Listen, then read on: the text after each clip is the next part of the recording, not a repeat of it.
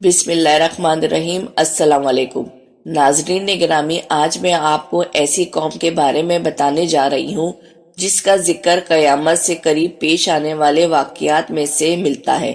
یاجوج ماجوج کے بارے میں قرآن مجید میں بھی ذکر ہے۔ حضور کریم صلی اللہ علیہ وسلم نے ایک حدیث مبارک میں اس فتنے کی خبر نہایت ہی وضاحت کے ساتھ دی ہے۔ اس وحشی قوم کا نام یاجوج ماجوج ہے۔ وہ قوم ہے جس کی پیشن گوئی نہ صرف نبی کریم صلی اللہ علیہ وسلم نے کی بلکہ توریت اور انجیل میں بھی اس قوم کا ذکر ملتا ہے۔ دراصل یاجوج ماجوج حضرت نوح علیہ السلام کے بیٹے یافس کی اولاد میں سے ہے۔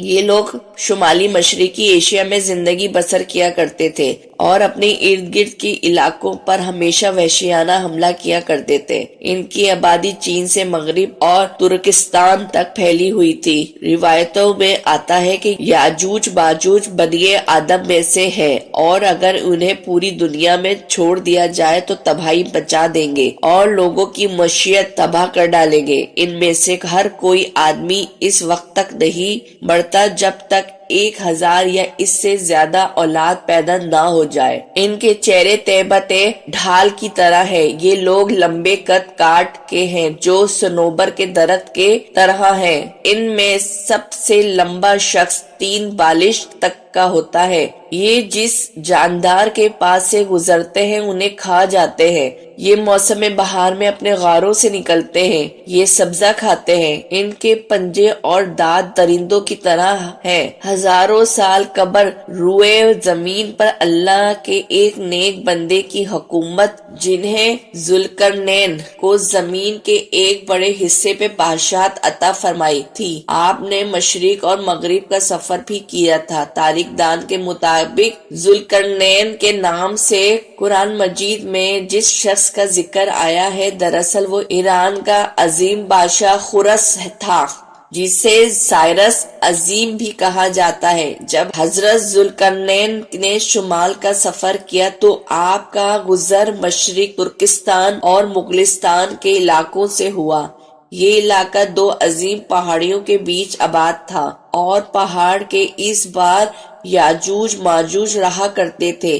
ان لوگوں نے ذوالقرنین سے یاجوج ماجوج کے فتنے کی شکایت کی اور کہا یہ قوم علاقوں میں حملہ کر کے فساد پھیلاتے ہیں، لہٰذا حضرت ذوالقرنین نے اس سرکش قوم کا حملہ سے حفاظت کے خاطر ان پہاڑیوں کے درمیان ایک مضبوط دیوار تعمیر کروائی جو لوہے اور پگھلے ہوئے تانبے سے بنائی گئی تھی۔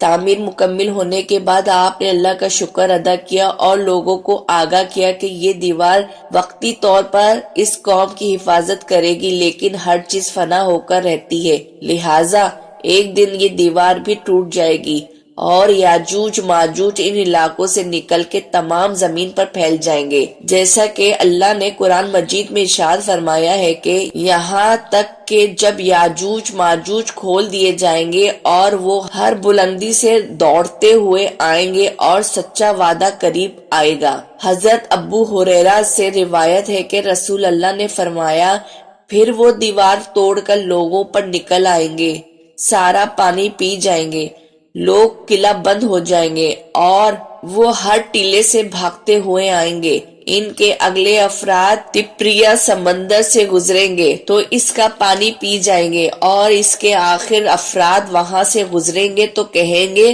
کبھی یہاں پانی بھی ہوتا تھا۔ حضرت عیسیٰ علیہ السلام اور ان کے ساتھی محصور ہو جائیں گے، یہاں تک کہ بیل کا سر تمہارے موجودہ 100 دینار سے بھی زیادہ قیمتی ہوگا اور اپنے تیر آسمان کی طرف پھینکیں گے جنہیں اللہ تعالیٰ خون لگا کے نیچے پھینکے گا تو وہ لوگوں سے کہیں گے ہم نے آسمان والوں پر بھی غلبہ پا لیا ہے جس طرح ہم اہل زمین پر غالب ہیں۔ ایک روایت میں ہے کہ بے شک یاجوج ماجوج روزانہ دیوار توڑتے رہتے ہیں، جب وہ مکمل ٹوٹنے کے قریب آ جاتی ہے تو مغرب کے وقت ان کا بڑا کہتا ہے کہ چلو باقی کل توڑیں گے، تو اگلے دن اللہ اس دیوار کو پہلے سے بھی مضبوط بنا دیتا ہے۔ جب ان کی قید کی مدت ختم ہو جائے گی اور اللہ انہیں لوگوں کے سامنے ظاہر کرنا چاہے گا، تو اس دن جب سورج کی شعاعیں دیکھیں گے تو ان کا بڑا کہے گا چلو انشاءاللہ باقی کل توڑیں گے۔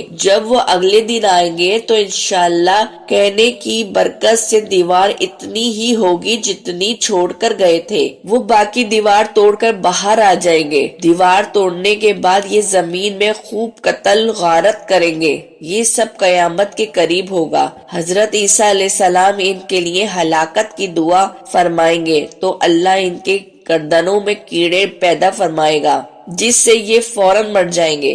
پوری زمین پر ان کی لاشوں کی بدبو پھیل جائے گی۔ پھر اللہ ایک قسم کے پرندوں کو بھیجے گا جو ان کی لاشوں کو اٹھا کے جہاں اللہ کا حکم ہوگا وہاں پھینک دے گا۔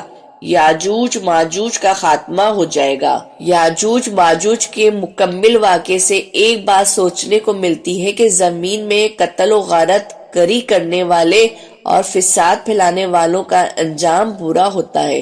اللہ پاک سے دعا ہے کہ ظالموں کے شر سے بچا، آمین۔ اگر میری ویڈیو پسند آئی ہو تو میری ویڈیو کو لائک اور کمنٹ باکس میں کمنٹ کرنا نہیں بھولیے گا، اور اس طرح کے واقعات سننے کے لیے میرا چینل اسلامک علمی تھروت ضرور سبسکرائب کر لیجئے۔ شکریہ۔